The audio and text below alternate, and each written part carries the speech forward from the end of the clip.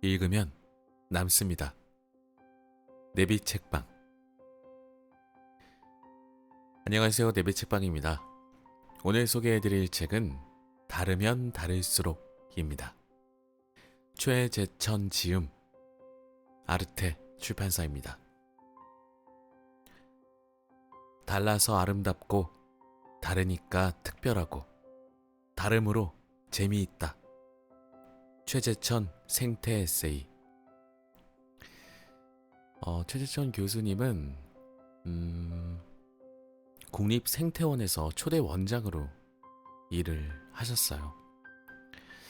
우리가 자연과 함께 살기를 원하면서 정작 생활 속에서는 자연을 조금 훼손하는 그런 삶을 살고 있죠. 자연을 좋아하는데 자연을 망가뜨리고 있는 우리의 삶을 좀 되돌아보면서 이 책을 한번 준비해봤습니다. 재미있을 것 같았어요. 그러면 목차부터 한번 소개해드려 보도록 하겠습니다. 처음으로 자연은 순수를 혐오한다. 아름답다. 서두르는 꽃들. 아열대 삶에 걸맞게 자연을 이해하려면 알이 닭을 낳는다. 재밌네요. 알이 닭을 낳는다. 닭이 먼저냐? 알이 먼저냐? 공생의 지혜. 우리는 함께 살아가야 하죠. 지구를 파괴하지 않고 더불어서 자연과 함께 살아야 합니다. 숲세권 아파트를 굉장히 좋아들 하시죠. 하지만 숲에서 발생되는 자연 법칙 같은 것들은 별로 안 좋아하시더라고요. 벌레가 많아진다더니 그런 것들은 또 좀 힘들어 하시죠. 이게 내가 욕심을 내면 어느 정도는 좀 내어줘야 하는 것 같아요. 버릴 건 버려야 채울 수 있지 않나, 그런 생각도 듭니다. 숨겨주고 싶은 자연. 사라져가는 것들. 자연의 많은 동물들이 지금 위기종 혹은 멸종위기, 보호종, 이렇게 여러 가지 뉴스에서도 우리가 접할 수 있는데, 최근에 중국으로 돌아갔던 푸바오도 마찬가지죠. 팬더도 보호종 아닌가요? 근데 동물뿐만 아니라 풀, 꽃 이런 것들도 지금 사라져가고 있는 것들이 많다고 해요. 우리가 함께 지켜야 하지 않나 싶습니다. 다름의 아름다움. 자연 선택론의 의미. 어우르는 자연. 슬픈 동물원. 동물원에 대해서 여러 가지 찬반 의견이 많이 갈리는데 저도 이건 잘 모르겠습니다. 동물원이 보는 즐거움은 주긴 하지만 그 동물들의 행복을 위해서는 이게 과연 맞나 싶기도 하고요. 바이러스가 사는 법. 자연스러운 건축. 아는 것이 사랑이다. 자연 속에 겸허한 자세로. 특별하다. 파괴당하지 않을 권리. 침팬지와 인간의 엇갈림. 놈팡이 개미의 역설. 저마다 다른 성. 암컷의 특권. 남성도 미를 추구한다. 성을 넘나드는 동물들. 화려한 은밀함. 꽃. 이제 중심이 바뀔 때. 거품없는 참새. 침팬지 동의보감. 월경은 왜 하는 걸까? 신뢰와 모방. 지극히 예외인 동물. 음악은 어떻게 살아남았을까? 다음은 재미있다. 부품의 삶. 느림과 절제의 미학. 베풀매 지혜. 왜 늙어야 할까? 세포에 관한 우화. 비만의 비밀. 어? 다이어트에 관심 있는 우리 모두가 비만의 비밀에 대해서 알고 싶지 않을까요? 도덕의 진화. 함께 문제 풀기. 최소한의 참여. 멋진 신세계. 정당한 목. 바깥사람 안사람. 더 나은 사회로 가는 단계. 가장 어려운 자유. 언어의 죽음. 자, 이렇게 목차가 구성이 되어 있습니다. 굉장히 간소한 제목들로 이루어진 목차네요. 간소하지만 편안하고 평화로운 그런 제목들인 것 같습니다. 자연은 항상 그렇죠. 편안함과 평안함을 주죠. 자, 이제 본문으로 들어가 보도록 하겠습니다. 제가 아직 입병이 다 낫지 않아서 발음이 좀 부적절할 수 있는데 계속 아파요. 소리를 낼 때마다. 많은 양해 부탁드립니다. 프롤로그. 자연은 순수를 혐오한다. 2013년 10월부터 2016년 12월까지 3년 2개월 동안 충청남도 서천에 지어진 국립생태원에서 초대 원장으로 일했다. 나는 평생 대학 교수로 살면서 제대로 된 보직을 한 번도 해본 적이 없다. 감투를 탐하지 않고 오로지 연구와 교육에만 전념한 천생 교수라고 말해주면 아주 좋게 평가하는 것이고, 보다 솔직히 말하면 나는 지극히 이기적인 얌체 교수였다. 학작이나 처장을 해본들 곰곰이 따져보니 내게 남는 건 별로 없어 보였다. 다른 교수님들 연구 잘하시라고 뒤치다거리나 해주는 자리를 내가 뭐 때문에 하나 싶었다. 그래서 요리조리 빼면서 나만 잘 먹고 잘 살았는데 말년에 된통 걸린 것이었다. 행정 경험이 전무한 내가 갑자기 큰 국가기관, 그것도 신설기관을 운영하려니 걱정이 이만저만이 아니었다. 관리층은 대개 환경부에서 퇴임한 공무원 출신이 많았고, 그 밖에도 일반 기업체에서 온 사람, 학계에서 온 사람, 자영업을 하다 온 사람, 시민운동을 하다 온 사람까지 정말 다양한 사람들이 모여 있었다. 그 무렵 내가 은근히 질투하던 사람이 하나 있었다. 바로 김정은이었다. 혹시 그 북조선 참으로 균일한 집단을 통치하고 있는 아주 운 좋은 친구라는 생각이 들었다. 그러나 부럽진 않았다.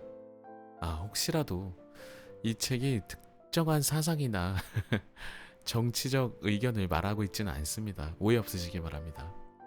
아마 저자분도 그런 의미나 의도를 가지고 이 부분을 서술하시진 않았을 것 같습니다.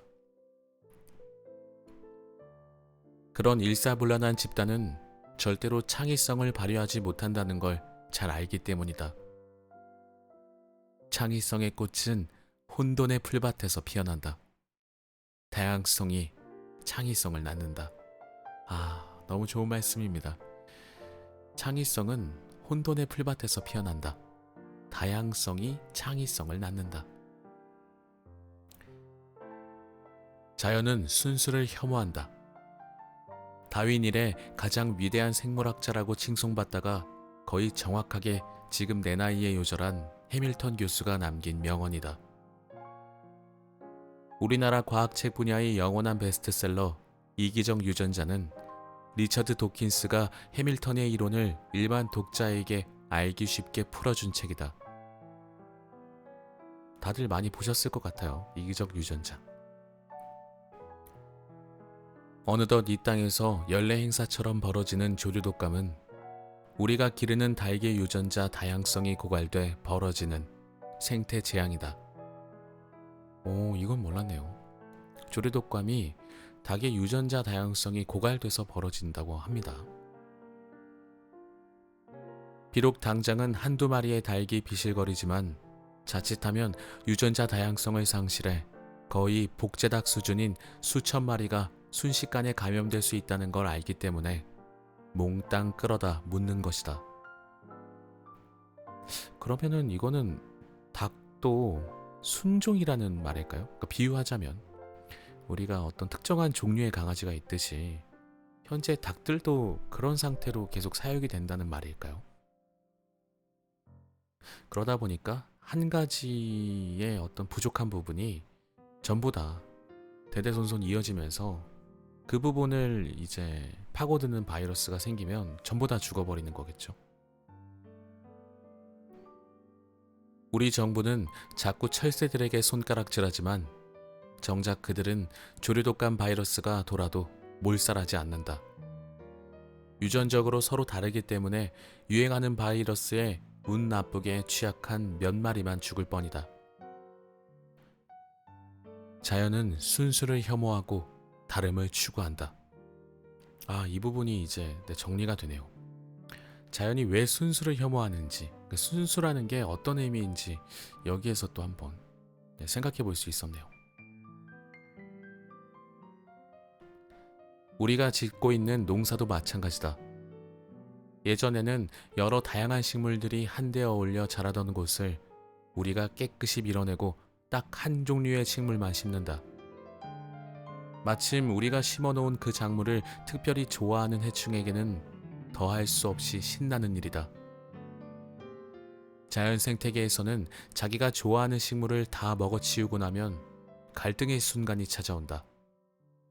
자연에는 똑같은 식물이 바로 곁에서 자랄 확률이 적기 때문에 같은 식물을 먹겠다고 고집할 것인가, 아니면 썩 좋아하지는 않지만 바로 곁에 있는 식물을 먹을 것인가 결정해야 한다. 기어코 자기가 제일 좋아하는 식물을 계속 갉아먹으려면 그 식물을 찾아 길을 떠나야 한다. 우리에게는 그리 대단한 거리가 아니더라도 작은 애벌레에게는 엄청난 여정일 수 있다. 그러는 동안 식물은 생육할 시간을 번다. 농사는 곤충들에게 그런 시간 여유를 허용하지 않는다. 다름이 공존을 허용한다. 이 부분도 너무 좋습니다. 다름이 공존을 허용한다. 다르면 다를수록 세상은 더욱 아름답고 특별하다. 그래서 재미있다. 2017년 10월 최재천 저자님 대신해서 읽었습니다. 이 책을 고르길 참 잘했다는 생각이 듭니다. 너무 평화롭고 마음이 편안해지고 그 안에서 또 깊은 깨달음까지 얻을 수 있는 그런 좋은 책인 것 같습니다.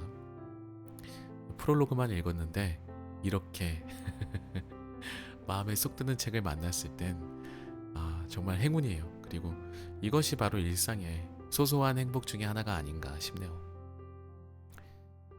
본문입니다. 본문 첫 장의 주제는 아름답다입니다.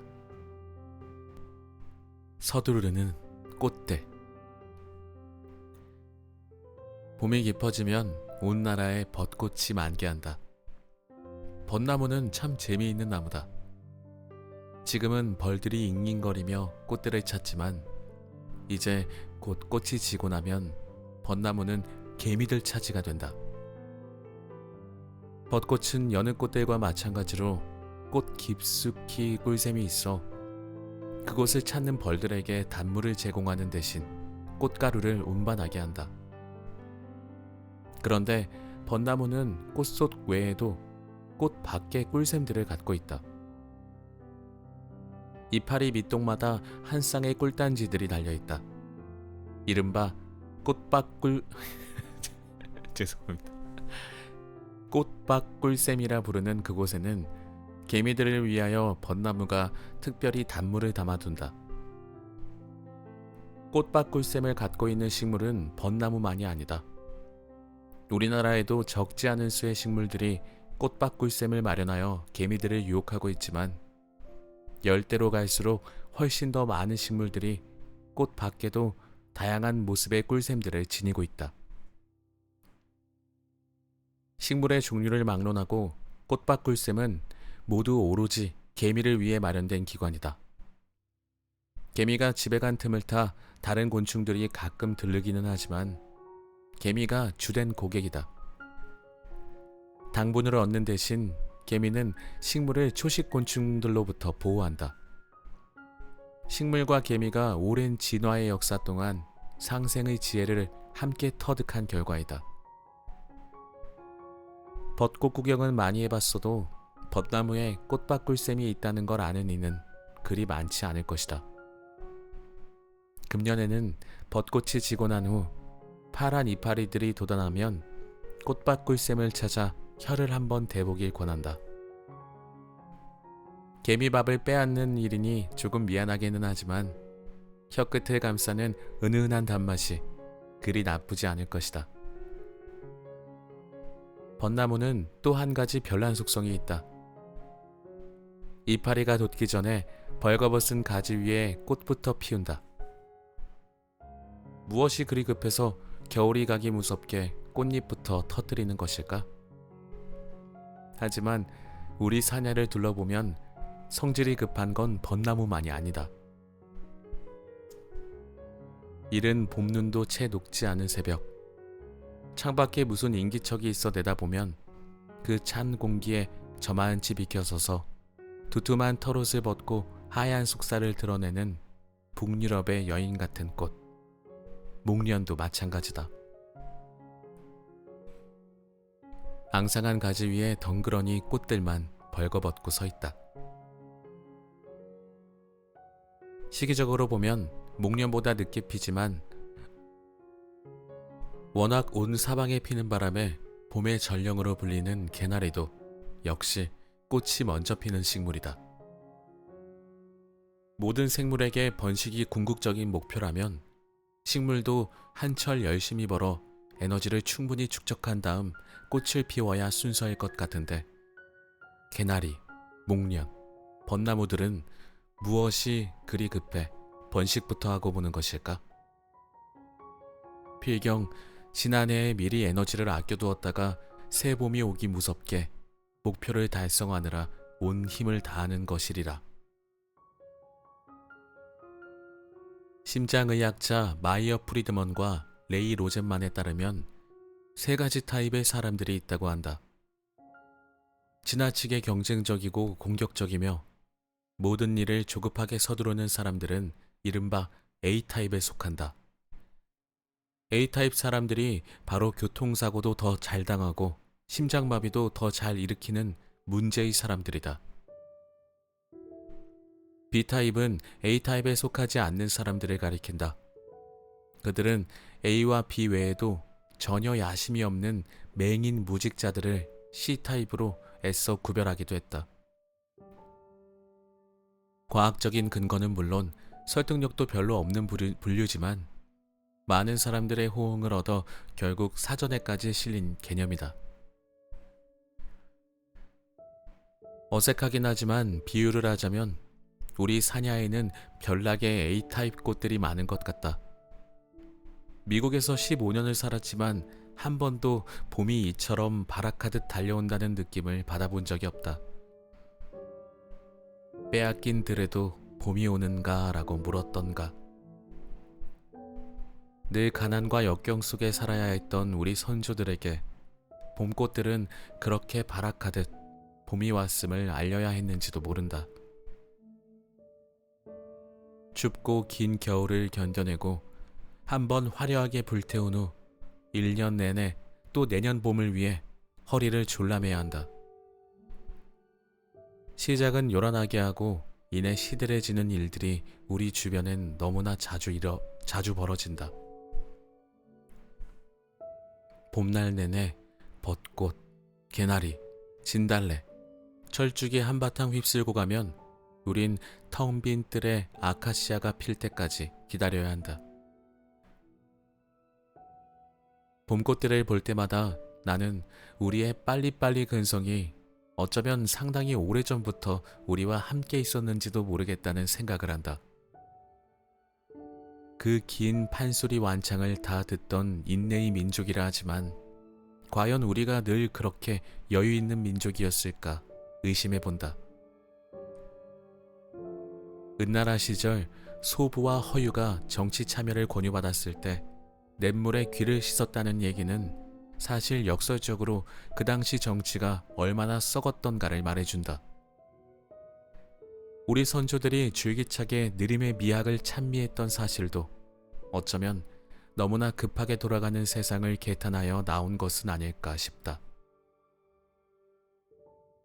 소년은 늙기 쉽고 학문은 이루기 어렵더라. 일촌의 광음도 가벼이 말라는 주위의 시구를 즐겨 읊던 우리가 아니었던가.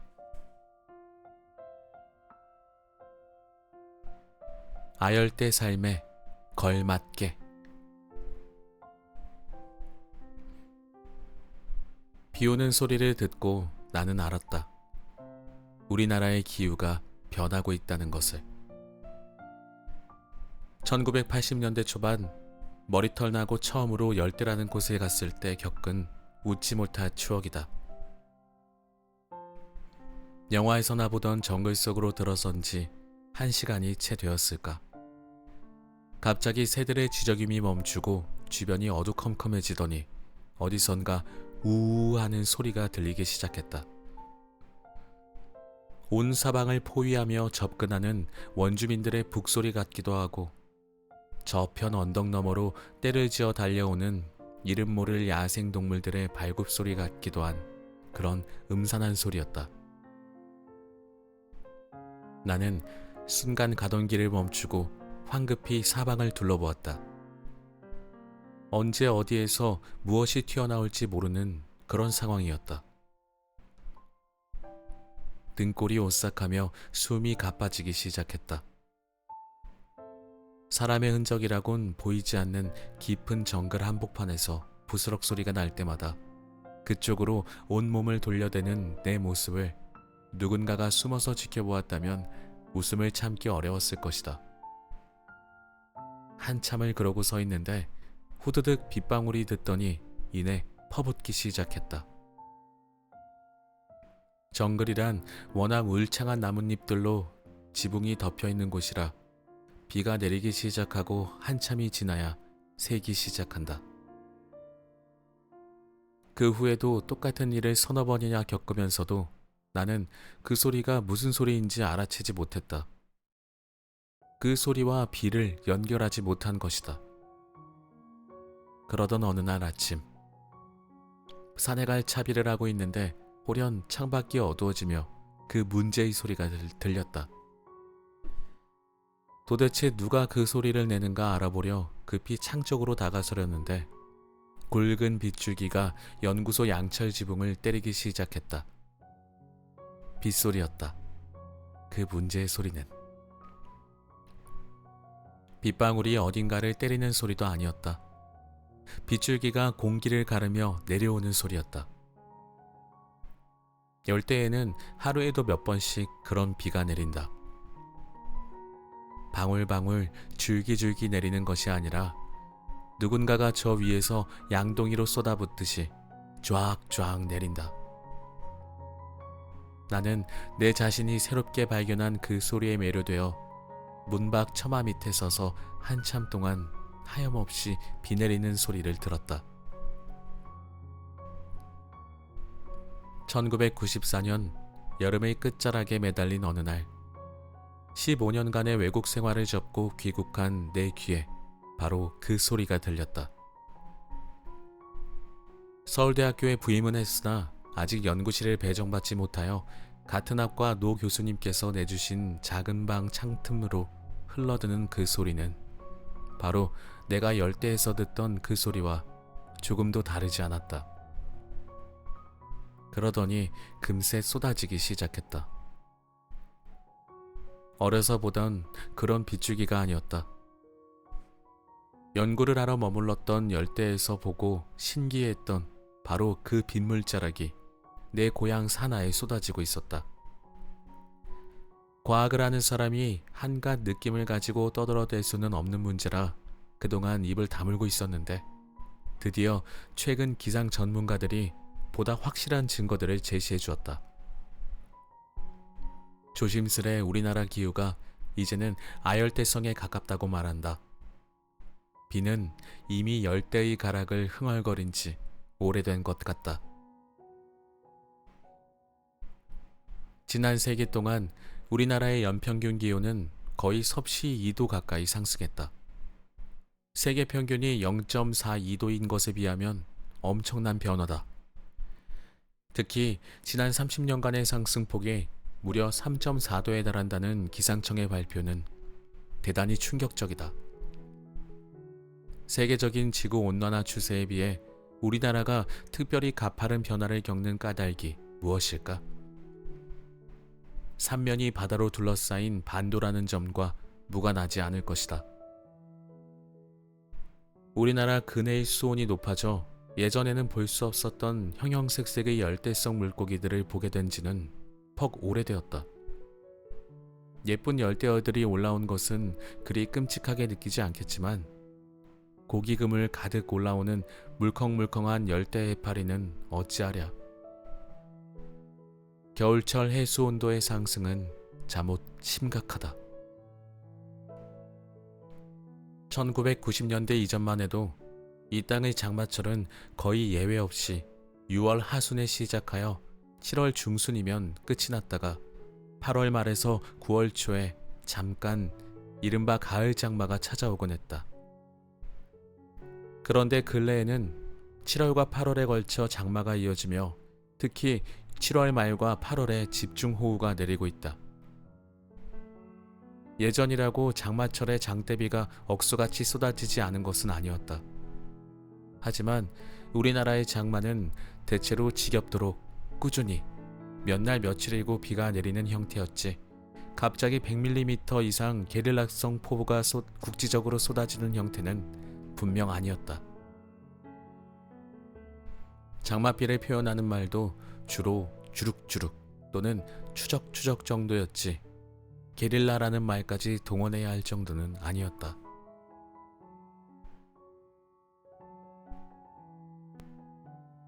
기상재해의 규모도 1990년대 이전에 비해 무려 10배 이상에 달하고 있다. 단순히 제방을 보수하는 수준으로 해결되는 문제가 아니라고 본다. 경기 북부 지역의 주민들은 여름만 되면 이부자리를 모두 묶어놓은 채 뜬 눈으로 밤을 지새야 한다. 근본적인 대책이 마련되지 않는 한 그들은 내년에도 또 내후년에도 계속 며칠 밤씩 피난민 생활을 해야 할 것이다. 우리나라의 기후가 진정 아열대성으로 변하고 있는 게 틀림없다면 합리적이고 과학적인 방법을 사용하여 스스로 적극적인 생활의 변화를 꾀해야 할 것이다. 아열대성 기후 조건에 걸맞은 농사를 지어야 하고 말라리아 같은 전염성 질병에 대한 대비도 더욱 철저히 해야 하며 가옥 구조도 바뀌어야 한다. 요새 말라리아 주의보가 떴더라고요. 여러분들 모두 조심하시면 좋겠습니다. 우리나라 기온이 높아져서 그런가 봐요. 점심 식사를 마친 뒤 1시간쯤 시에스타를 즐기는 것은 어떨까? 20년 가까이 열대를 드나든 내게는 조금도 힘들지 않을 변화일 테지만 기후변화가 가져올 우리 생활 전반의 변화는 결코 만만치 않을 것이다.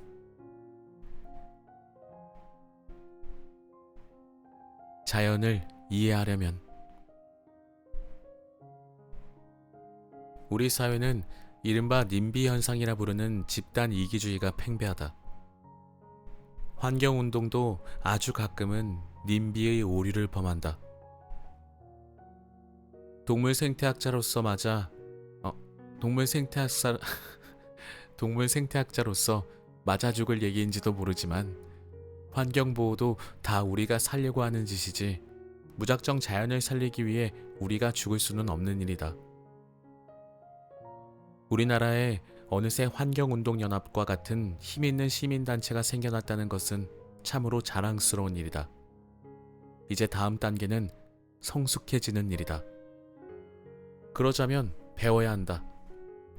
구호성 운동도 멈춰서는 안 되겠지만 이젠 기초 생태 연구에 힘을 기울일 때가 왔다.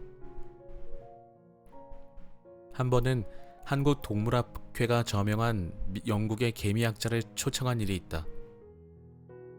그는 우선 영국 나비동호인 협회에 감사하다는 말로 강연을 시작했다. 영국에는 나비를 사랑하는 이들이 워낙 많아 제 아무리 난다긴다 하는 정치인이라도 그들이 조직한 협회에 와서 절을 하지 않으면 표를 모을 수 없다고 한다.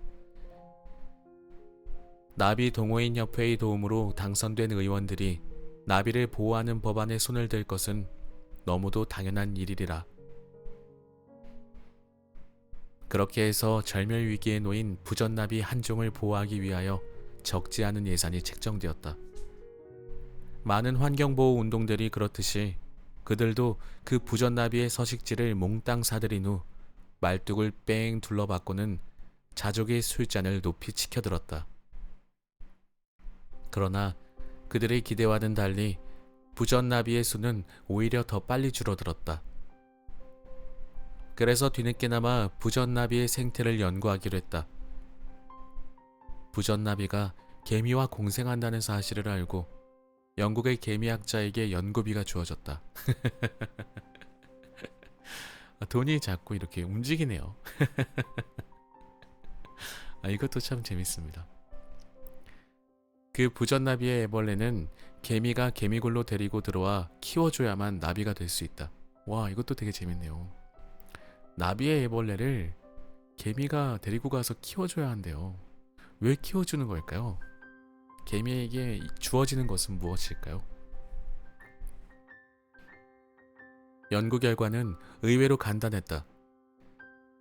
부전나비의 서식지에는 두 종류의 개미들이 함께 살고 있었는데 부전나비를 데려다 키워주는 개미는 실내 온도가 높게 유지돼야 발육도 잘 되고 사회가 제대로 성장하는 반면 다른 종은 좀 서늘한 실내 온도를 선호한다. 그런데 부전나비를 보호한답시고 아무도 들어오지 못하게 하니 풀이 너무 자라 개미굴로 햇볕이 잘 들지 않았다. 이렇게 부전나비의 의붓 부모 노릇을 하는 개미들은 상대적으로 잘 자라지 못한다는 사실이 관찰되었다. 처방 역시 간단했다. 부전나비 보호구역에 동네 사람들이 기르는 소나 말들을 풀어놓을 수 있도록 허락했더니 풀이 짧아지며 개미굴의 온도도 상승하기 시작했다. 와, 이것도 방법이네요. 인간이 가서 그 풀들을 정리한 게 아니라 소와 말들을 데리고 가서 그 풀을 뜯어먹게 한 것이죠. 그러니까 자연의 법칙을 자연으로 해결한 거네요. 나비와 개미는 물론 주민들까지 함께 승리하는 그야말로 환경 친화적이며 생산적인 해결책을 찾아낸 것이다. 방송 매체에 나와 이른바 전문가의 견해를 밝히는 환경단체 간부들을 볼 때마다 조마조마한 마음을 금할 수 없다. 너무나 자주 생태학적으로 검증되지 않은 이론들을 펼치기 때문이다. 이젠 늘 반대를 위한 반대만을 고집할 순 없다. 과학적인 근거가 뒷받침되지 않는 구호는 더 이상 설득력이 없다. 환경보호에 생태학이 없기는 정부도 마찬가지다. 나는 오래전 환경부 장관과 야생동물 이동통로 사업을 둘러보던 중에 환경부에서 시행하고 있는 환경기술사 시험에 생태학이 없음을 지적한 적이 있다. 정작 생물을 빼놓고 어떻게 환경을 얘기할 수 있는가 하는 지극히 간단한 논리를 차분하게 설명해드렸다.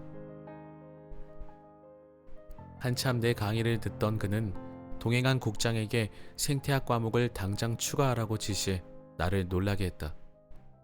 하지만 오늘까지 생태학은 환경기술사 시험에 정식 과목으로 포함되어 있지 않다. 아니, 지시를 했는데 왜? 왜 안 돼 있을까요? 그냥 퍼포먼스였을까요? 궁금합니다. 과연 어떤 상황이었는지. 생태학이란 생물과 환경의 관계를 연구하는 학문이다. 인간 중심적인 세계관을 탈피하여 생태학적 세계관을 갖추어야 한다는 목소리가 학계는 물론 사회 각처에서 드높아지고 있는데 정작 생태학을 연구하고 가르치는 곳은 턱없이 부족하다. 인류 전체의 생존을 다루는 학문인 생태학을 정부 부처의 공무원들은 물론 환경단체의 회원들도 손쉽게 참여하여 배울 수 있는 제도적 뒷받침이 필요하다. 알이 닭을 낳는다. 5월은 산다는 것에 대해 많은 걸 생각하게 하는 달이다. 5일은 어린이날, 8일은 어버이날, 그리고 석가탄신일도 들어있다. 우리는 왜 태어난 것일까? 무엇 때문에 사는 것일까? 침팬지를 비롯한 많은 다른 동물들도 그들 나름대로 무언가를 생각하며 산다. 무엇을 먹을 것인가, 어디에 숨을 것인가 등은 물론 심지어는 누구와 손을 잡아야 권력을 쥘 수 있는가까지 생각하며 살아간다. 하지만 삶의 의미 그 자체에 대해 생각하며 살아가는 동물이 우리 인간 외에 또 있는지는 확실하지 않다. 산다는 것은 정말 무엇인가? 시인 김상용은 그저 왜 사냐건 묻지요 라 했다. 어린이용 사전에서 생명이란 단어를 찾아보면 대개 태어나서 죽을 때까지의 기간이라 정의되어 있다. 어른들을 위한 사전에는 상당히 많은 정의와 설명들이 있지만 아이들에게는 시간적인 정의를 주었다. 삶에는 무엇보다도 시작과 끝이 있다는 이른바 한계성이 생명의 특성 중 아마 가장 뚜렷한 것인가 보다. 불교에서는 우리 삶을 생로병사라 일컫는다. 제 아무리 천하를 호령하던 진시황도 불로초를 찾아 헤매다 결국 한 줌의 흙으로 되돌아갔다. 생명은 또 윤회한다는 것이 불교의 가르침이다. 기독교인들은 인간이라면 누구나 언젠가는 죽는 것이지만 원죄를 뉘우치고 예수님을 영접하면 영생을 얻는다고 믿는다. 이처럼 종교는 우리에게 생명의 한계성을 극복하여 영원히 살아남을 수 있는 길을 보여준다. 박테리아는 대개 이분법이라는 방식으로 번식한다. 하나의 박테리아가 둘로 갈라져 새로운 박테리아를 생성한다. 그런데 어떤 박테리아는 때로 접합이라는 과정을 통해 회춘을 꾀하기도 한다. 이건 뭘까요? 회춘이라니. 박테리아가 회춘을 한다고 합니다. 두 마리 박테리아가 접합관이라는 통로를 연결하여 서로 유전 물질을 맞바꿔 삶의 새 출발을 기도하는 것이다. 고린도후서 4장 16절 말씀대로 겉사람은 낡아가나 속사람은 새로워질 수 있다는 말이다. 이론적으로는 이러한 방법으로 영원히 죽지 않고 살고 있는 박테리아가 있을 수 있다. 불멸하고 있는 박테리아. 이처럼 삶을 개체의 수준에서 바라보면 누구나 한계성 생명을 지니지만 유전자의 눈으로 다시 보면 생명은 영속적인 것이다. 나는 비록 죽어 사라지더라도 내 유전자는 자식의 몸을 통해 영원히 살아남을 수 있다. 우리는 살아 숨쉬고 움직이는 우리들, 즉 생명체들이 생명의 주체라고 생각하지만 영원히 살아남는 것은 유전자뿐이다. 그래서 하버드 대학의 생물학자 윌슨은 닭은 달걀이 더 많은 달걀을 얻기 위해 잠시 만들어낸 매체에 불과하다고 했다. 이기적 유전자의 저자 리처드 도킨스에 따르면 유전자야말로 태초부터 지금까지 존재해왔고 앞으로도 살아남을 불멸의 나선이고 생명체란 그저 유전자들의 복제 계획을 달성하기 위해 잠시 만들어진 생존 기계에 지나지 않는다. 태초의 바닷속에서 어느 날 우연히 자신을 복제할 줄 아는 화학물질로 태어난 DNA는 몇십억 년 동안 온갖 모습의 몸을 만들며 지금도 면면히 그 생명을 이어가고 있는 것이다.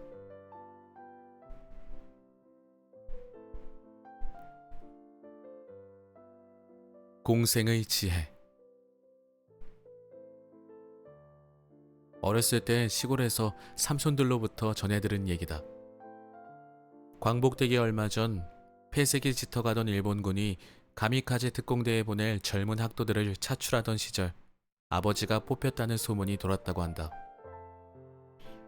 아버지는 당시 시골 고등학교이지만 공부나 운동 모두에서 탁월한 능력을 보이던 모범생이었다고 한다. 온갖 감언이설에 꿈 많은 젊은 청년이야 우쭐할 수도 있었으리라. 하지만 뭔가 수상한 걸 느낀 할아버지가 낫을 들고 학교로 쳐들어가 일본인 교장과 단판을 벌인 덕에 아버지가 목숨을 유지할 수 있었다는 것이다. 목숨을 유지한 것은 아버지뿐만이 아니다. 그때 아버지가 일본군에 끌려갔으면 아마 10중 8구 나는 이 세상 빛을 보지 못했을 것이다. 나뿐 아니라 내 동생들도 마찬가지이고 내 아들 역시 이 세상 사람이 되지 못했을 것이다. 생명이란 참으로 우연한 것이다. 한 생명에서 다음 생명으로 이어지는 선은 더할 수 없이 가늘지만 또 질기기도 하다. 그 많은 우여곡절 끝에 나라는 생명이 태어났고 또 내 아들이 이 세상에 왔다. 자연계에서 우리 인간을 제외하고 그 어느 생물이 과연 자신의 존재의 의미를 사고할 수 있을까? 철학을 업으로 삼은 사람이 아니더라도 우리 모두는 때로 나는 도대체 무엇을 위해 이 땅에 태어난 것일까? 또는 하나님은 과연 나더러 무슨 일을 하라고 이 세상에 보내셨을까? 등의 질문들을 스스로에게 던지며 산다. 부의 많고 적음 또는 사회적 지위의 높고 낮음에 상관없이 나의 탄생은 무언가 의미 있는 사건이었어야 한다고 믿는다. 그리고 내 죽음 역시 결코 헛되지 않으리라 막연하게 기대하며 살아간다. 하지만 2001년 9월 11일 미국 뉴욕에서 벌어진 엄청난 테러 사건으로 인해 사라진 그 모든 사람들의 죽음이 가끔 다 나름대로 의미를 지녔을까 생각해보면 허무하기 짝이 없다. 자신의 죽음이 인류의 역사를 바꾸는데 기여하리라는 착각 속에 비행기를 몰아 건물의 한복판으로 돌진한 자들의 죽음이 진정 어떤 의미를 지니는지 알 수 없으나 무슨 운명의 고리에 얽혀 그 비행기를 탔던 사람들이나 아침 일찍 세계무역센터로 출근하여 모닝커피를 즐기던 사람들의 죽음에는 또 무슨 특별한 의미가 있는 것인가? 진화 생물학자인 나는 늘 삶과 죽음을 유전자의 관점에서 바라본다. 생물이 탄생하는 것도 결국은 유전자가 더 많은 유전자를 만들어내기 위해 기계를 제작하는 과정이고 우리가 그토록 거창한 의미를 부여하려 애쓰는 죽음도 유전자가 더 이상 기계를 사용하지 않기로 결정하여 폐기 처분하는 과정에 지나지 않는다. 그렇다고 해서 유전자가 납치를 비행기에 탑승하도록 시키거나 평소에는 늦게 출근하던 사람을 그날따라 일찍 회사에 나가도록 등을 떠민 것은 아니다.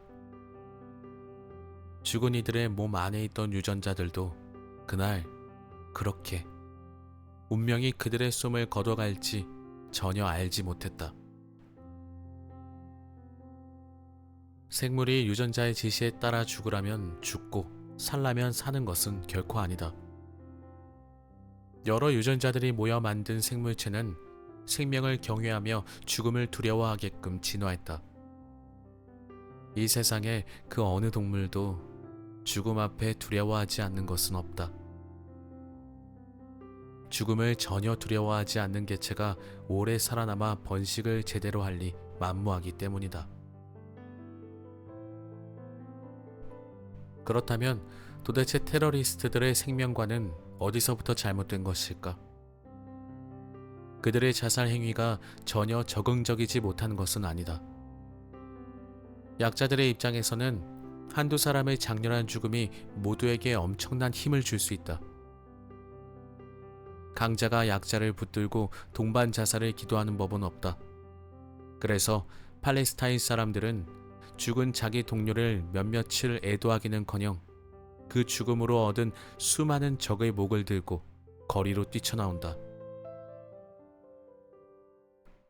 생물과 생물 간의 관계는 서로가 얻는 손익에 따라 크게 네 가지로 나뉜다.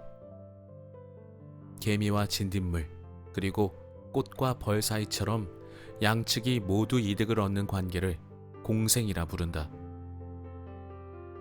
공생을 좀 더 세분하면 한쪽은 이득을 보지만 다른 쪽에는 아무런 영향을 끼치지 않는 관계를 편리공생이라 하며, 양측이 공의 이득을 취하는 관계는 상리공생이라고 한다.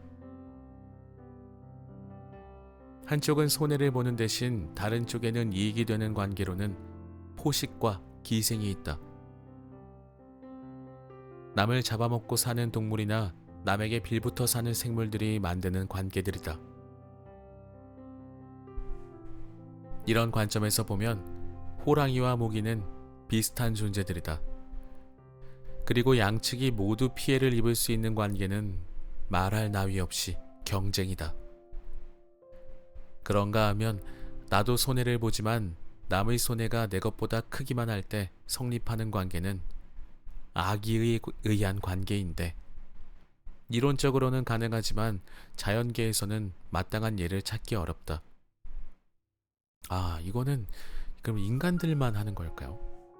왜 그런 경우들 있잖아요. 내가 좀 손해를 보긴 하는데 남한테 더 큰 손해를 보기 위해서 하는 행동들, 그것으로 나의 기분이 좋아지는 나도 손해 보는데 남에게 더 큰 손해를 입히고 싶어 할 때 하는 행동, 그러니까 분노죠. 어떻게 보면 분노 때문에 이루어지는 일들이 대부분일 텐데, 자연계에서는 이런 예를 찾기가 어렵다고 합니다. 철저하게 생존에 이렇게 맞춰져 있는가 봐요. 인간은 생존에 악영향을 끼칠지라도 나의 감정을 이기지 못해서 하는 그런 경우들이 좀 있는 것 같습니다. 이 책이 자연을 다루는 책인데, 결국 인간도 자연의 일부이기 때문에 이 자연 안에서 이루어지는 모든 일들, 그리고 각종 법칙들에 빠져나가기는 어렵네요. 굉장히 재밌네요, 이 책. 그리고 유익합니다. 생태학자들은 오랫동안 이 네 관계들 중 경쟁과 포식, 그리고 기생이 가장 흔하며 성공적인 관계들이라고 믿었다. 그러나 지난 수십여 년간의 연구로 이들 관계에 못지않게 수많은 생물들이 공생의 지혜를 터득하여 성공을 거뒀다는 사실을 깨달았다.